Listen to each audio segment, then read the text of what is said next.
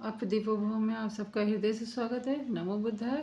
तो अपनी ज्ञान मार्ग की साधना को आगे बढ़ाएंगे और हम लोग बुद्धम शरणम गच्छामि क्यों कहते हैं, धर्म कैसे धारण करें, ये बहुत सारे सवाल हमारे मन मस्तिष्क में, बहुत सारे लोगों के मन में उठते ही होंगे। तो हम समझाएं, उसमें हम इतनी हमारे में काबिलियत नहीं ना। तो ये बातें अगर आप गुरु जी के मुख से सुनेंगे तो बहुत अच्छा होगा। तो हम गुरु जी को आज सुनेंगे। जब बुद्धं शरणं गच्छामि कहते हैं तो गौतम शरणं गच्छामि नहीं कहा, गौतम बुद्ध शरणं गच्छामि भी नहीं कहा, बुद्धं शरण। तो बुद्ध तो गुणवाचक बात हुई, बोधि की शरण। अगर कोई व्यक्ति ये कहे कि मेरी शरण आ जाओ और मैं तुम्हें तार दूंगा, इस भाव से कोई व्यक्ति बुद्ध की शरण लेता हूं, यूं बुद्धं शरणं गच्छामि कहे, तो उस व्यक्ति ने धर्म समझा नहीं। कोई हमें तारने वाला है ही नहीं। इस भ्रम के बाहर निकलना ही धर्म है। जो व्यक्ति सचमुच तर गया, जो नहीं तरा वो तो ऐसी भ्रांति में पड़ा रह सकता है। जो तर गया तो जान गया कि किसी अन्य ने नहीं तारा मुझे, अपने परिश्रम से, पुरुषार्थ से मुझे तरना पड़ा। अपने ही परिश्रम पुरुषार्थ से मुझे अपने विकार निकालने पड़े। तो ऐसा व्यक्ति जब धर्म सिखाएगा तो कहेगा तुम्हें ही किच्चंग आतपंग अक्खा तारो तथागत। वही तथागत हो जाए। वो केवल मार्ग का आख्यात करेगा, दिखाएगा ऐसा मार्ग है, ये मार्ग है, क्योंकि चला है, उस पर चला है, इसीलिए तथागत नाम पड़ा। तथता के सहारे सहारे माने सच्चाई के सहारे सहारे सच्चाई वो जो अपने अनुभव पर उतर रही है, ऐसी सच्चाई के सहारे चलते चलते चलते मुक्त अवस्था पर आ गया तो तथागत कहलाया। ऐसा कोई भी व्यक्ति जो सच्चाई के सहारे चलते चलते मुक्त अवस्था तक पहुंचा है, वो यही बताएगा, कदम कदम सच्चाई के साथ साथ चलते चलो, मुक्त अवस्था पर पहुंच जाओगे। रास्ता बताएगा, चलना तो हर एक को पड़ेगा। तो जो बुद्ध इतने गंभीर शब्दों के साथ कहता है तुम्हें ही किच्चंगा तपं, काम तुम्हें करना पड़ेगा, तपना तुम्हें पड़ेगा। कोई तथागत होगा तो केवल रास्ता बताएगा। उसके बारे में ऐसा भाव बना लें कि मैं बुद्ध की शरण जा रहा हूं क्योंकि बुद्ध मुझे तार देगा, तो बात नहीं समझ में आई ना। बोधि की शरण जा रहा हूं। एक से अधिक बार उस व्यक्ति ने कहा, समझाया,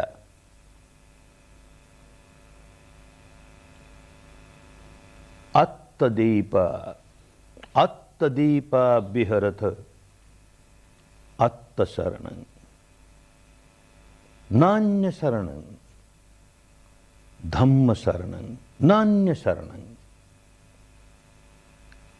कितने स्पष्ट शब्दों में कहता है, अत्तदीपा बिहरत। अपने आप को द्वीप बना करके रहो, अपनी शरण, नान्य शरण, किसी अन्य की शरण नहीं, अपनी शरण। अपनी शरण माने अपने भीतर जो धर्म जगाओ उसकी शरण। धम्मदीप, धम्म का द्वीप बनाओ, अपने भीतर धर्म का द्वीप बनाओ, उसकी शरण ग्रहण करो। न अन्य शरण, किसी अन्य की शरण नहीं, माने किसी व्यक्ति की शरण नहीं। इतने स्पष्ट शब्दों में जो व्यक्ति कहता है अपना द्वीप बनाओ, अपने भीतर धर्म का द्वीप बनाओ। क्या द्वीप होता है? किसी महासागर में कोई यात्रा कर रहा है और बड़ा तूफान आ गया, बड़ी बड़ी लहरें, बहुत बड़ा तूफान। अब ये जहाज न जाने कब डूब जाएगा, ये नौका न जाने कब डूब जाएगी। तो उस समय लोग देखते हैं कहीं कोई आसपास द्वीप दिख जाए, कोई आइलैंड दिख जाए, तो वहां पहुंच जाए तो कितना ही तूफान हो, हमको शरण मिल गई। ऐसे ही धर्म हमारे लिए द्वीप है, और वो द्वीप हमारे भीतर। हम धर्म धारण करने लगे तो हमारे लिए द्वीप बन गया। अब चाहे जैसे तूफान जीवन में आते रहें, चाहे जैसे संकट जीवन में आते रहें, हमको शरण मिल गई।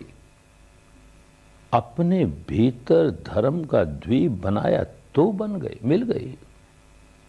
स्वयं तो धर्म धारण नहीं करें और ये आशा करें कि अमुक व्यक्ति के शरण चले गए, अमुक व्यक्ति के शरण चले गए, इस देवी के, इस देवता के, इस ईश्वर के, इस ब्रह्म के, इस महापुरुष के, इस संत के, इस बुद्ध के, इस अनंत के, इसके शरण चले गए, बस वो आप ही तार देगा, वो आप ही रक्षा करेगा। तो भाई धर्म समझ में नहीं आया, बिल्कुल नहीं समझ में आया।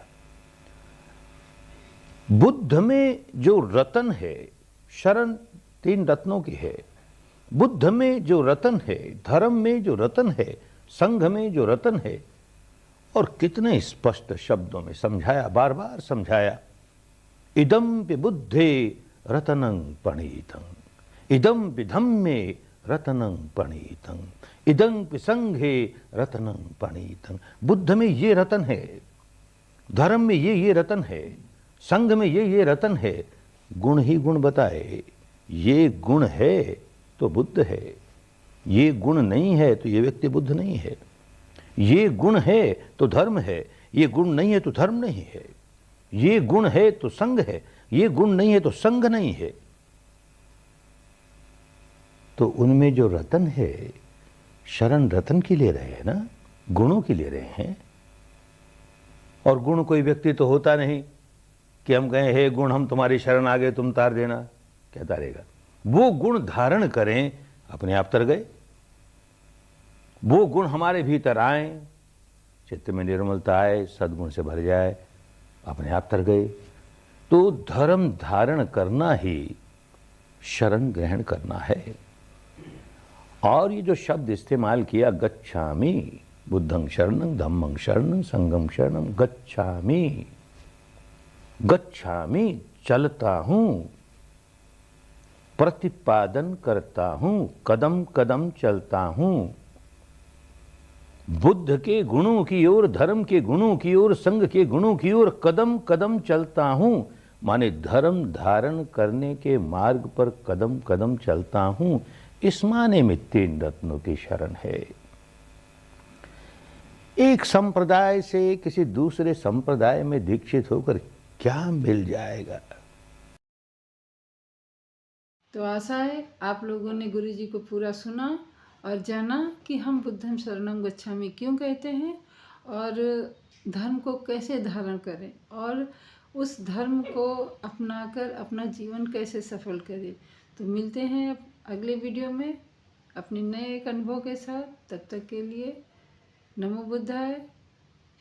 मंगल हो आपका भी, हमारा भी और सृष्टि के समस्त प्राणी जनों का।